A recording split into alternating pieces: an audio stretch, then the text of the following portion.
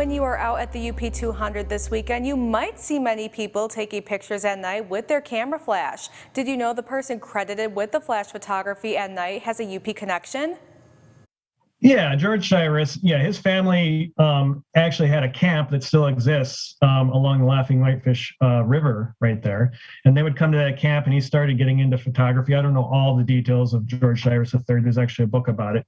But I do know that he was the first person to take wildlife photography at night. And it happened right there in the Laughing Whitefish Lake Preserve. He took pictures of white-tailed deer, beaver, I think bobcat, frogs, whatever he could find. And it was actually really interesting. He needed flash photography also. That was a pretty new thing. So he used flash photography so that he could actually see at night. But he got his photos in a couple different ways, which I found really interesting. One way he would set camera traps with bait so that, the critter would walk up, nibble on the bait, the flash would go off and it would take a photo and he didn't have to be there. The other way he did it, he would sit in his canoe at night quietly. He'd have a camera mounted on the front of the canoe.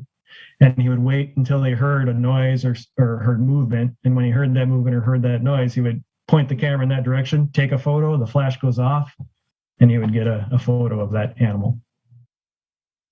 Even over 100 years later, animals are still being photographed in the Laughing Whitefish Lake Preserve, where Shiras took those original pictures, and as the UP 200 and Midnight Run both run through the preserve. The Nature Conservancy will be hosting a warming tent this weekend on the corner of Washington and Front Street. There will be warm drinks such as hot chocolate and coffee, as well as cowbells and hats.